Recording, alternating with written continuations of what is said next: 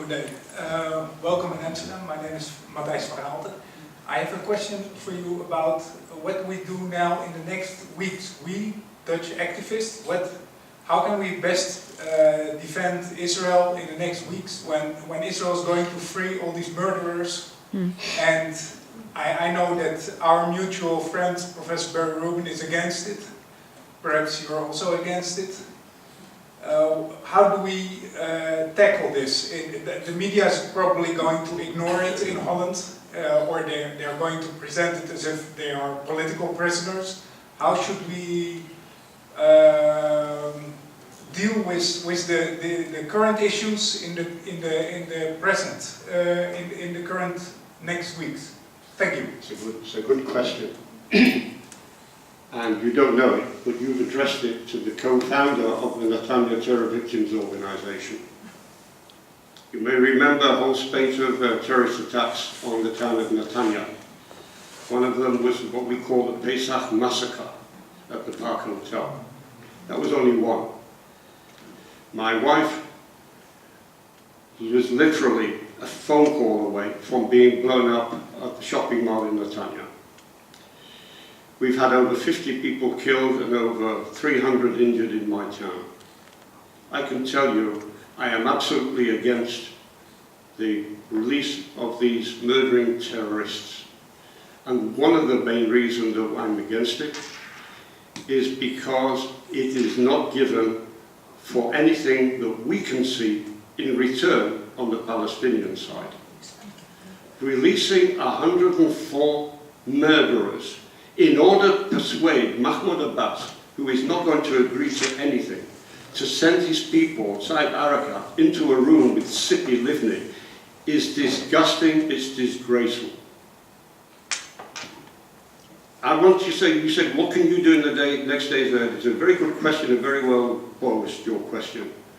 Because this is a point that you ought to put to your media, to your politicians, that could you see anybody, if you had thousands of murderers of your Dutch citizens in your prisons, and your government releases 100 of them simply to talk to somebody?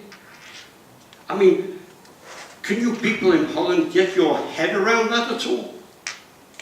It's obscene.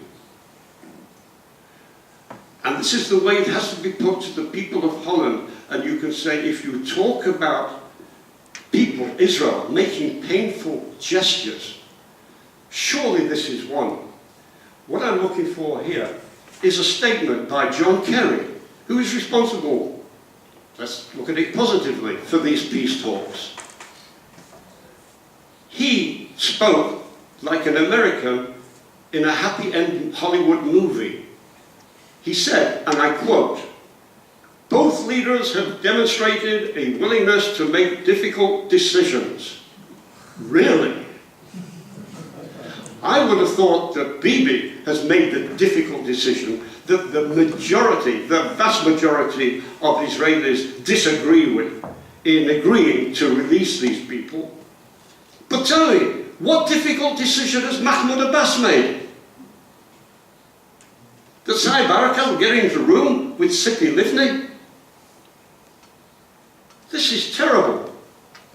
Give me a break and talk honestly. This is what I said before, not some wishful thinking.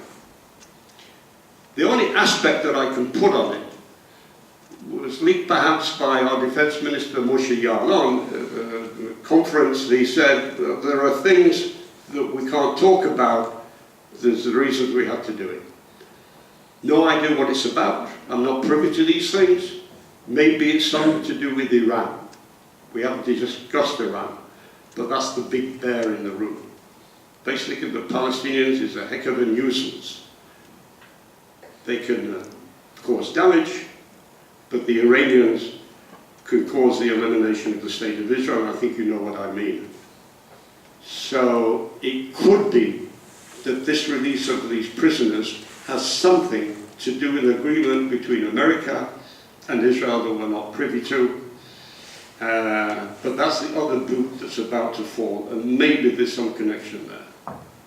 That's the best answer I can give you. But thanks for the question, and yes.